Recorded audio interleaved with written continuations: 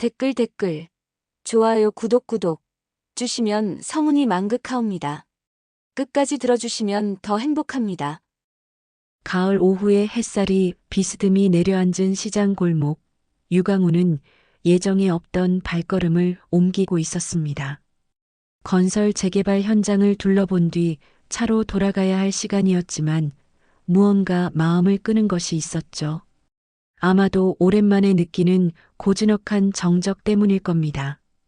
68세의 나이에도 꼿꼿한 어깨와 날카로운 눈빛을 잃지 않은 유강훈이었지만 오늘만큼은 왠지 모를 피로감이 몰려왔습니다. 30년간 이어온 기업 경영의 무게감이 어깨를 짓누르고 있었고 마음 한구석에 자리 잡은 빈자리가 더욱 선명하게 느껴지는 오후였죠. 회의실에서 오가는 차가운 숫자들과 계약서, 뭉치들 사이에서 그는 문득 진짜 삶이라는 것이 무엇인지 궁금해졌습니다. 회장님, 차가 준비되었습니다. 정세현 비서의 차분한 목소리가 뒤에서 들려왔지만 유강우는 고개를 저으며 손짓했습니다. 40대 중반의 정세현은 15년간 유강훈 곁을 지켜온 믿음직한 동반자였지만 때로는 그의 인간적인 면까지 세심하게 챙기는 보호자 같은 존재이기도 했습니다. 잠깐만 기다려. 저 골목 좀 둘러보고 가겠네. 골목 안쪽으로 들어서자 정겨운 냄새들이 코끝을 스쳤습니다. 된장찌개 끓는 구수한 냄새, 고등어 굽는 고소한 연기, 그리고 어디선가 들려오는 설거지하는 경쾌한 소리까지 모든 것이 낯설면서도 어딘가 그리운 풍경이었습니다. 아스팔트 위로 스며든 기름때와 세월의 흔적들이 오히려 진솔한 삶의 향기를 풍기고 있었죠. 콘크리트 빌딩 숲에서 보내는 일상과는 전혀 다른 이곳의 정취가 유강훈의 마음을 어루만졌습니다. 어릴 적 외할머니 댁 골목길을 걷던 기억이 불현듯 떠올랐고 그때의 순수했던 감정들이 가슴 깊은 곳에서 잠깐 얼굴을 내밀었습니다. 그때 눈에 들어온 것이 바로 엄마의 손맛이라고 적힌 낡은 간판이었습니다. 페인트가 군데군데 벗겨진 간판 아래로 따뜻한 노란 불빛이 새어나오고 있었죠. 간판 한쪽 모서리는 비바람에 살짝 휘어져 있었고 글씨체도 손으로 직접 쓴 듯한 투박함이 묻어났습니다. 하지만 그 소박함 속에서 오히려 진정성이 느껴졌습니다. 유강우는 잠시 망설였습니다. 하지만 이상하게도 발걸음이 저절로 그곳을 향하고 있었습니다. 마치 무언가에 이끌리듯 문을 밀고 들어섰습니다. 어서 오세요. 밝은 목소리와 함께 젊은 여성이 다가왔습니다. 30살 정도로 보이는 그녀는 손에 은빛 쟁반을 들고 있었고 머리에는 작은 나비 무늬 천조각이 예쁘게 묶여 있었죠.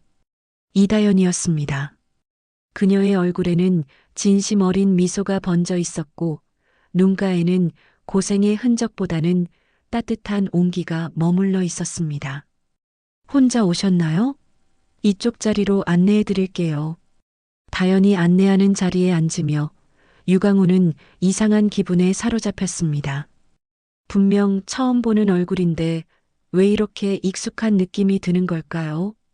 특히 그녀가 쟁반을 드는 손동작, 살짝 고개를 기울이며 웃는 모습, 그리고 상대방을 배려하는 자연스러운 몸짓까지 모든 것이 기시감을 불러일으켰습니다. 무엇보다 그녀 머리에 묶인 나비 무늬 천조각이 유강훈의 시선을 사로잡았습니다. 연한 하늘색 바탕에 작은 나비들이 수놓인 그 천조각은 햇빛에 은은하게 반짝이고 있었죠. 그 순간 유강훈의 뇌리에 한 여인의 모습이 스쳐 지나갔습니다. 며칠이 흘렀지만 유강훈은 그 백반집에서의 경험을 잊을 수 없었습니다. 특히 이다연이라는 여성의 모습이 계속해서 머릿속을 맴돌았죠. 그녀의 눈웃음 말하는 투, 그리고 무엇보다 머리에 묶인 나비 무늬 천조각이 자꾸만 떠올랐습니다. 사무실에서 서류를 검토하던 유강우는 마침내 정세연을 불렀습니다. 15년간 함께해온 비서였기에 그의 미묘한 변화까지 읽어내는 정세연이었지만 오늘 유강훈의 표정에서는 평소와 다른 무언가를 감지할 수 있었습니다. 세연 씨, 며칠 전 그 백반집 말인데. 네, 회장님. 시장 골목의 그 식당 말씀이시죠? 그곳에서 일하는 젊은 여성이 있었어. 30살 정도 되어 보이는. 그 사람에 대해 알아볼 수 있겠나? 정세연은 잠시 의외라는 표정을 지었습니다. 평소 개인적인 일에 대해서는 극도로 조심스러워하던 유강훈이 낯선 사람에 대한 조사를 요청하는 것은 매우 이례적인 일이었거든요. 하지만 그는 곧바로 고개를 끄덕였습니다. 알겠습니다. 며칠 시간을 주신다면 상세한 정보를 알아보겠습니다. 사흘 후 정세연이 두꺼운 파일을 들고 유강훈의 사무실을 찾았습니다. 그의 얼굴에는 평소보다 더욱 진중한 표정이 어려 있었고 손에 든 파일을 내려놓는 동작도 조심스러웠습니다. 회장님, 조사 결과를 가져왔습니다. 다만 이 내용은 상당히 충격적일 수 있습니다. 유강훈은 정세연의 심각한 표정을 보며 가슴 한편이 두근거리기 시작했습니다. 무언가 중대한 사실이 밝혀질 것 같은 예감이 들었죠. 말해보게. 그 여성의 본명은 유아진입니다. 현재는 이다연이라는 이름으로 살아가고 있고요. 정세연이 첫 장을 넘기며 말을 이었습니다. 30년 전 실종 신고가 접수된 기록이 있습니다. 당시 5살이었고 어머니 문선영과 함께 사라졌다고 되어 있습니다. 유강훈의 손이 미세하게 떨리기 시작했습니다. 유아진이라는 이름 그리고 문선영이라는 이름이 그의 기억 속 깊은 곳에서 잠들어 있던 상처를 건드리고 있었습니다. 그 문선영이라는 사람은 3년 전 폐암으로 세상을 떠났습니다. 정세연의 목소리가 더욱 낮아졌습니다. 그리고 회장님, 이 부분이 가장 중요한 내용입니다. 정세연은 또 다른 서류를 꺼내며 조심스럽게 말을 이었습니다. 문선영 씨가 남긴 편지가 발견되었습니다. 그 편지에는 이런 내용이 적혀 있었습니다. 가족보다 회사가 중요하다면 우리를 찾지 마세요. 하진이는 아버지 없이도 잘 클 수 있을 거예요. 다만 아버지를 원망하지 않도록 키우겠습니다. 유강훈은 그 순간 모든 것을 깨달았습니다. 30년 전 사업 확장에만 몰두하며 가족을 돌보지 못했던 자신의 모습, 그리고 어느 날 갑자기 사라져버린 아내와 딸. 그는 그들이 사고를 당했거나 어디선가 새로운 삶을 시작했을 거라고만 생각했었는데 실제로는 자신 때문에 집을 떠난 것이었습니다. 그럼 그 아이가 네, 회장님. 이다연 씨는 회장님의 친딸인 유아진이 맞습니다. 파일 속에는 어린 시절 유아진의 사진도 들어 있었습니다. 5살 때의 그 맑은 눈동자와 천진난만한 미소가 지금의 이다연과 완벽하게 겹쳐졌습니다. 특히 머리에 묶인 나비 무늬 천조각은 문선영이 생전에 즐겨 사용하던 것과 동일한 무늬였습니다. 유강훈은 의자에 깊숙이 몸을 맡기며 눈을 감았습니다. 30년간 놓친 시간들, 딸의 성장 과정, 그리고 아내가 혼자 감당해야 했을 모든 고통들이 한꺼번에 밀려왔습니다. 후회와 죄책감이 가슴을 짓눌렀고 동시에 딸을 다시 만날 수 있다는 희망이 싹트기 시작했습니다. 세연 씨, 나는 어떻게 해야 할까? 평생 확신에 찬 결정만을 내려왔던 유강훈이 처음으로 주저하는 모습을 보였습니다. 이틀 후 유강훈은 다시 그 백반집을 찾았습니다. 이번에는 혼자였습니다. 정세연에게는 차에서 기다리라고 했죠. 이 일만큼은 그 누구의 도움도 받지 않고 직접 해결하고 싶었습니다. 가을 저녁 무렵의 시장 골목은 하루 장사를 마무리하는 상인들의 부산함으로 가득했습니다. 유강훈은 천천히 걸으며 마음의 준비를 했습니다. 어떻게 말을 꺼내야 할지, 어떤 반응을 보일지 예측할 수 없었지만 더 이상 미룰 수는 없다는 확신이 있었습니다.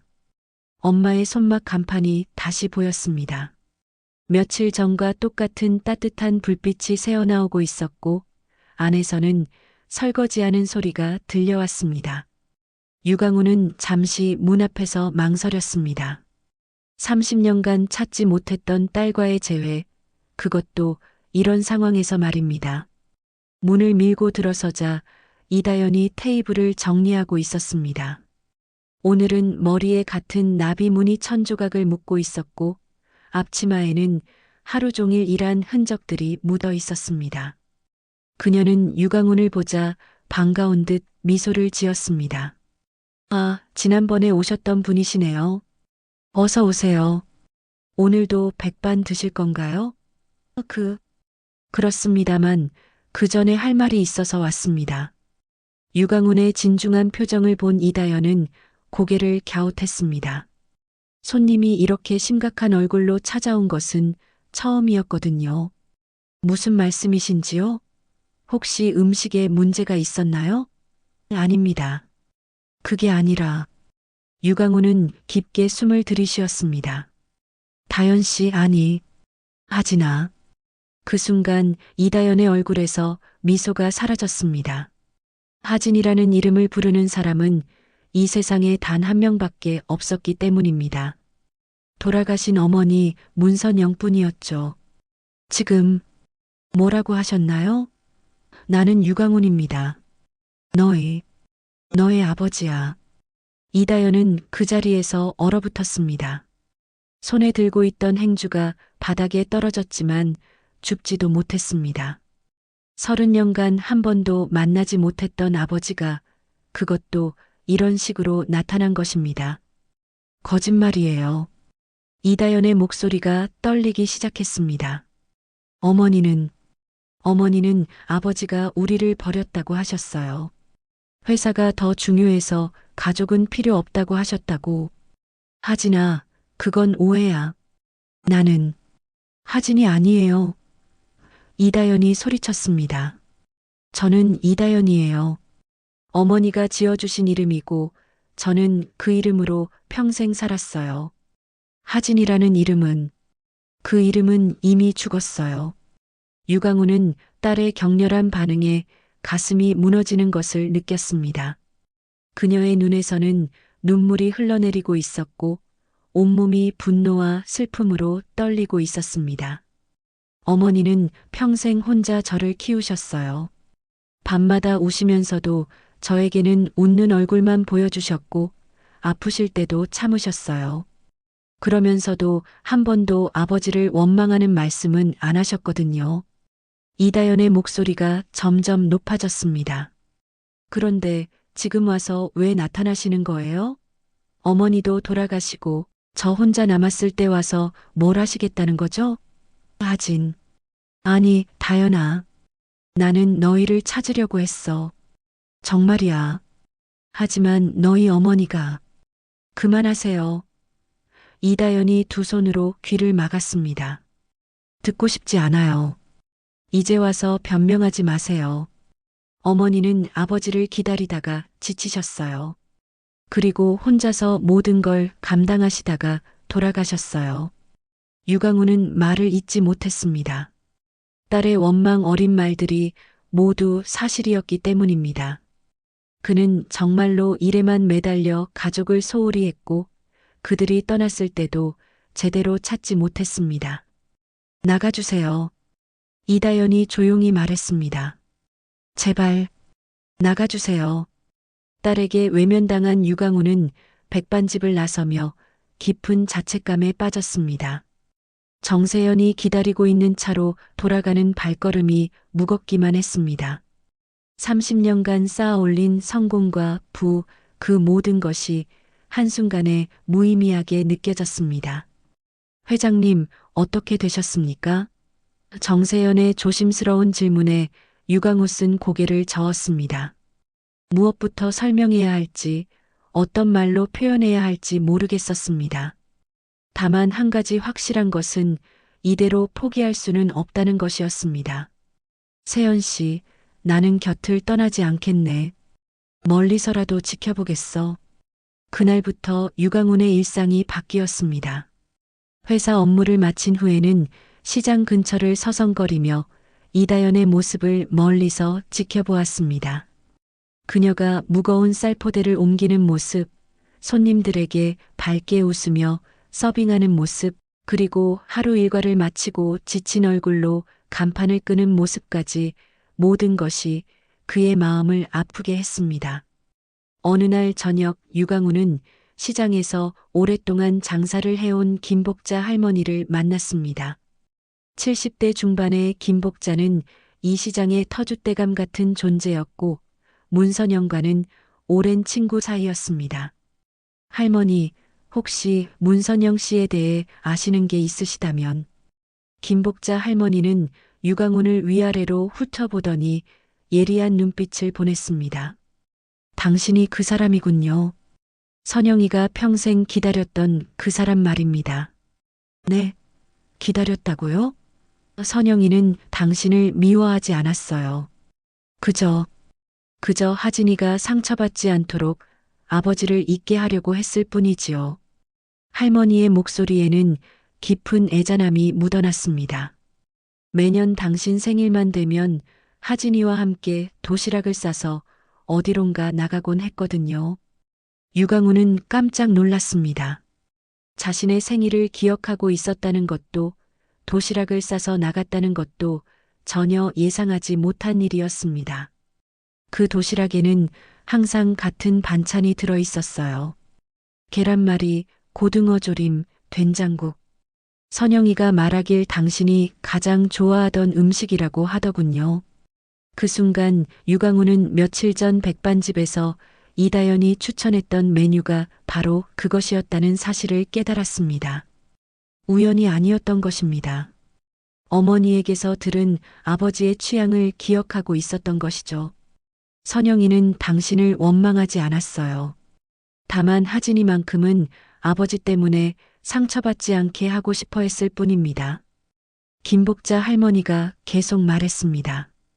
병원에서 마지막까지도 하진이에게는 아버지 이야기를 하지 않았어요. 그 아이가 원망하며 살지 않기를 바랐거든요. 유강훈의 눈에서 눈물이 흘러내렸습니다. 아내가 자신을 미워하지 않았다는 사실, 그리고 딸을 보호하기 위해 모든 것을 혼자 감당했다는 것을 알게 되니 죄책감이 더욱 커졌습니다. 며칠 후 유강훈은 또 다른 충격적인 소식을 듣게 되었습니다. 정세연이 가져온 보고서에는 자신이 회장으로 있는 회사의 재개발 사업 계획이 담겨 있었고 그 철거 대상 목록 중에 이다연의 백반집이 포함되어 있었던 것입니다. 이게 무슨 일인가요? 유강훈이 서류를 내려놓으며 물었습니다. 시장 현대화 사업의 일환입니다. 이미 몇 년 전부터 계획되어 있던 사업이고 다음 달부터 본격적인 철거가 시작됩니다. 유강훈은 머리를 감췄습니다. 겨우 찾은 딸을 또다시 잃을 수도 있다는 두려움이 밀려왔습니다. 이다연에게는 그 백반집이 어머니의 흔적이 고스란히 남아있는 유일한 공간이었는데 그것마저 빼앗길 위기에 처한 것입니다. 정세연으로부터 재개발 사업 보고서를 받은 지 사흘 후 유강훈은 충격적인 현실과 마주해야 했습니다. 자신이 회장으로 있는 회사가 추진하는 시장, 현대화 사업에 이다연의 백반집이 철거 대상으로 포함되어 있다는 사실이었습니다. 아이러니하게도 30년 전과 똑같은 상황이 반복되고 있었습니다. 일 때문에 가족을 잃게 되는 것이죠. 유강훈은 사무실에서 재개발 설계도를 펼쳐놓고 한참을 바라보았습니다. 빨간 선으로 표시된 철거 구역 안에 엄마의 손맛이라고 적힌 작은 점이 보였습니다. 그 작은 점 하나가 그에게는 딸의 전부였고 아내 문선영의 마지막 흔적이었습니다. 회장님, 현장 담당자들이 이미 해당 상가들의 최종 통보를 완료했습니다. 정세연이 조심스럽게 보고했습니다. 2달 후까지 이주를 완료해야 한다고 통지했다고 합니다. 다연이, 이다연 씨는 이 사실을 알고 있나? 네, 어제 통보받았을 것입니다. 유강우는 깊은 한숨을 쉬었습니다. 겨우 찾은 딸인데 이번에는 자신이 추진하는 사업 때문에 그녀를 다시 잃게 될 상황이었습니다. 그는 즉시 현장 확인을 위해 시장으로 향했습니다. 시장 골목에 도착한 유강우는 곳곳에 붙어 있는 철거 안내문들을 확인할 수 있었습니다. 상인들은 저마다 심각한 표정으로 모여 이야기를 나누고 있었고 분위기는 무겁기만 했습니다. 유강우는 멀리서 백반집을 바라보았습니다. 평소와 달리 손님이 거의 없었고 이다연은 홀로 가게 앞을 쓸고 있었습니다.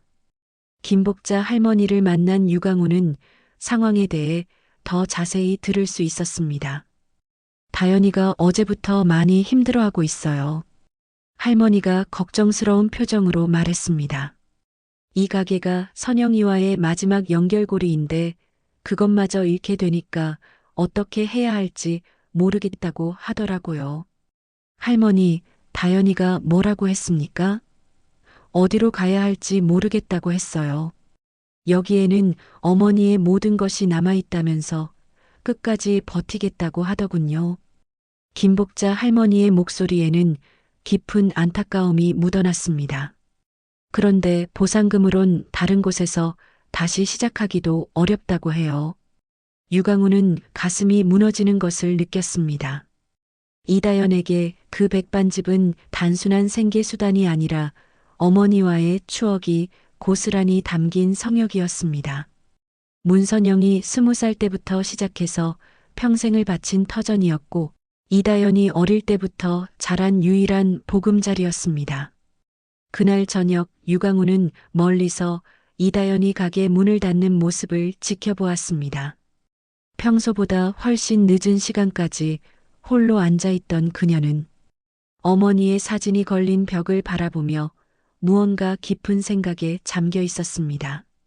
그 모습에서 절망과 체념이 느껴졌고 유강우는 또다시 딸을 잃을 수 있다는 두려움에 휩싸였습니다. 다음 날 아침 정세현은 더욱 구체적인 현장 상황을 보고했습니다.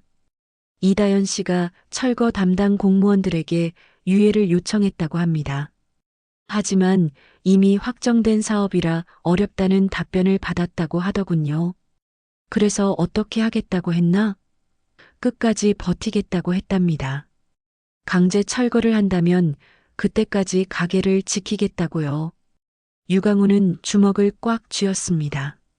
딸이 절망적인 상황에서도 어머니의 유산을 지키려는 모습이 그의 마음을 더욱 아프게 했습니다.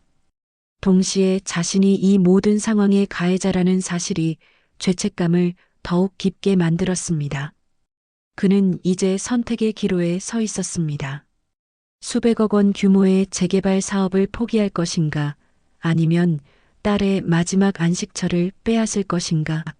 하지만 유강훈의 마음은 이미 정해져 있었습니다.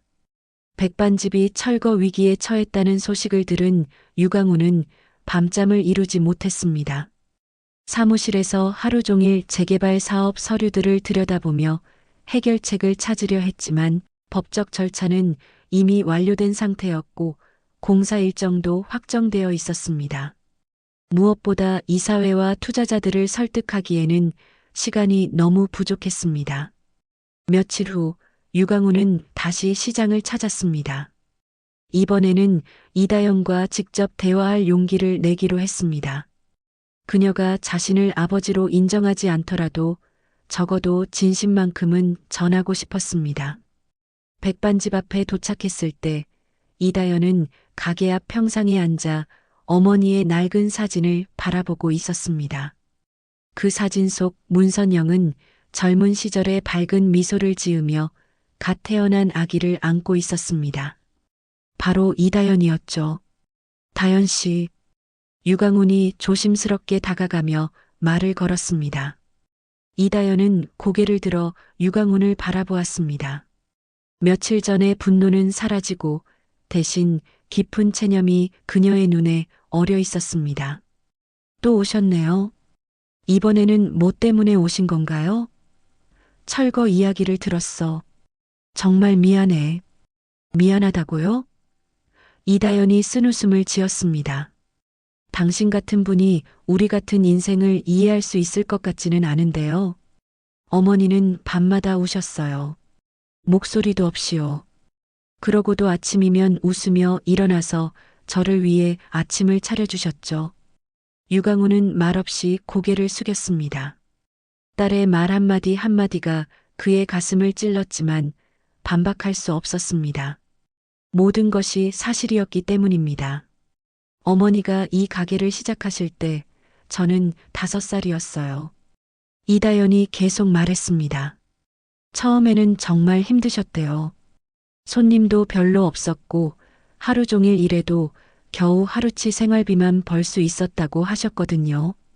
하지만 포기하지 않으셨어요. 저 때문에요. 이다연의 목소리에는 어머니에 대한 깊은 사랑과 존경이 묻어났습니다. 어머니는 제가 아버지 없이 자란다고 해서 위축되지 않기를 바라셨어요.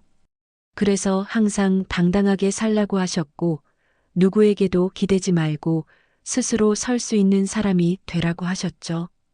그때 김복자 할머니가 나타났습니다. 할머니는 유강훈을 보더니 이다연에게 말했습니다. 다연아, 할머니가 너한테 해줄 이야기가 있어. 무슨 이야기요, 할머니? 김복자 할머니는 잠시 망설이다가 입을 열었습니다. 너희 어머니가 매년 너희 아버지 생일마다 뭘 했는지 아니? 이다연은 고개를 갸웃했습니다. 어머니가 특별히 무언가를 했다는 기억이 없었거든요. 어머니는 매년 그날이면 도시락을 쌌어. 계란말이, 고등어 조림, 된장국을 꼭 넣어서 말이야. 그리고 너를 데리고 어디론가 나가곤 했지. 도시락을요? 왜요? 그건 너희 아버지가 가장 좋아하던 반찬들이었거든. 선영이가 말하길 언젠가 아버지가 돌아오면 함께 먹으려고 준비하는 거라고 했어. 유강우는 그 말을 듣고 눈물을 참을 수 없었습니다. 아내가 자신을 완전히 포기하지 않았다는 것, 그리고 매년 자신을 기억하며 준비를 했다는 사실이 가슴을 뭉클하게 했습니다. 이다연도 놀란 표정이었습니다. 어머니가 그런 마음을 품고 있었다는 것을 전혀 몰랐기 때문입니다. 할머니, 그럼 어머니는 너희 아버지를 원망하지 않았어. 다만 너만큼은 상처받지 않기를 바랐을 뿐이야. 문선영의 33일째 기일이 되던 날, 이다연은 평소처럼 어머니가 좋아하던 반찬들을 정성껏 준비했습니다. 계란말이, 고등어 조림, 된장국을 작은 도시락통에 담고 어머니의 영정 사진과 함께 묘소로 향했습니다. 가을이 깊어가는 산자락에 자리한 작은 묘지는 고요했고 단풍잎들이 바람에 흩날리고 있었습니다. 묘지 입구에서 이다연은 깜짝 놀랐습니다. 어머니의 묘비 앞에 이미 한 사람이 무릎을 꿇고 앉아 있었기 때문입니다. 바로 유강훈이었습니다. 그는 묘비 앞에 흰 국화꽃 한 다발을 놓고 조용히 고개를 숙이고 있었습니다. 이다연은 발걸음을 멈췄습니다. 어떻게 이곳을 알았는지, 왜 여기에 와 있는지 이해할 수 없었습니다. 하지만 그의 뒷모습에서 깊은 슬픔과 후회가 느껴졌고 섣불리 다가가기가 어려웠습니다. 한참을 그렇게 서 있던 이다연은 천천히 묘지로 걸어갔습니다. 발소리를 들은 유강훈이 고개를 돌렸고 두 사람은 어머니의 묘비 앞에서 마주서게 되었습니다. 어떻게 이곳을? 이다연이 조심스럽게 물었습니다. 김복자 할머니가 알려주셨어. 오늘이 기일이라고 하시더라고. 유강훈의 목소리는 평소보다 훨씬 낮고 쉬어 있었습니다. 그는 묘비에 새겨진 문선영이라는 이름을 바라보며 깊은 한숨을 쉬었습니다. 선영아, 미안해. 정말 미안해. 유강훈이 묘비를 향해 말했습니다. 너를 지키지 못했고 하진이를 아버지답게 키우지 못했어. 모든 게 내 잘못이야. 이다연은 그의 진심 어린 참회를 들으며 복잡한 마음이 들었습니다. 평생 원망해왔던 아버지가 이렇게 무너진 모습으로 어머니 앞에서 사죄하는 모습을 보니 마음 한편이 흔들리기 시작했습니다. 나는 너희를 찾으려고 했단다. 유강훈이 이다연을 바라보며 말했습니다. 하지만 너희 어머니는 스스로 사라졌고 난 끝내 너희를 찾지 못했어. 그때 내가 더 노력했어야 했는데 내가 가족보다 일을 우선시했던 게 잘못이었어. 이다연의 눈에서 눈물이 흘러내렸습니다. 30년간 품어왔던 분노와 원망이 조금씩 녹아내리는 것을 느꼈습니다. 어머니는 평생 아버지를 원망했어요. 이다연이 떨리는 목소리로 말했습니다. 밤마다 우시면서도 저에게는 아버지 이야기를 하지 않으셨어요. 그런데 김복자 할머니 말을 들으니 혼란스러워요. 진실이 뭔지 모르겠어요. 유강훈은 딸의 혼란스러운 마음을 이해했습니다. 30년간 쌓인 오해와 상처가 하루아침에 풀릴 수는 없다는 것을 알고 있었습니다. 혼란스러워도 괜찮다. 유강훈이 조용히 말했습니다. 시간이 걸려도 좋아. 나는 내 곁에 있을 거야. 더 이상 너를 혼자 두지 않겠어. 이다연은 어머니의 묘비를 바라보며 속으로 물었습니다. 어머니, 제가 어떻게 해야 할까요? 정말 아버지를 용서해도 될까요? 바람이 불어와 묘지 위에 낙엽들을 흩날렸고 마치 어머니가 답을 해주는 것 같았습니다. 이다연은 가져온 도시락을 묘비 앞에 놓으며 말했습니다. 어머니, 오늘은 아버지와 함께 왔어요. 어머니가 매년 준비하셨던 그 음식들 가져왔어요. 유강훈은 딸이 준비한 도시락을 보며 가슴이 뭉클해졌습니다. 그 안에는 자신이 가장 좋아했던 반찬들이 정성스럽게 담겨 있었고 그것이 아내의 사랑이었다는 것을 깨달았습니다. 다연아, 아니, 하진아.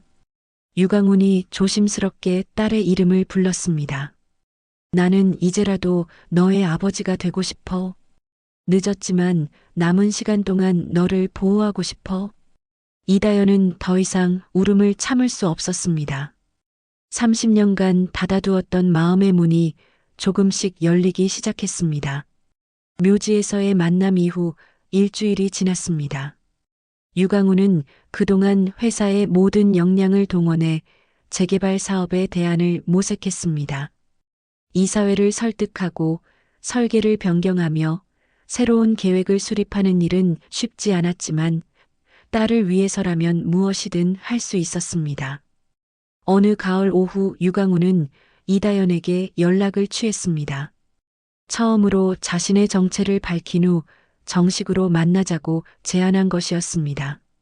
이다연은 잠시 망설였지만 결국 만나기로 했습니다. 약속 장소는 시장에서 조금 떨어진 한적한 카페였습니다.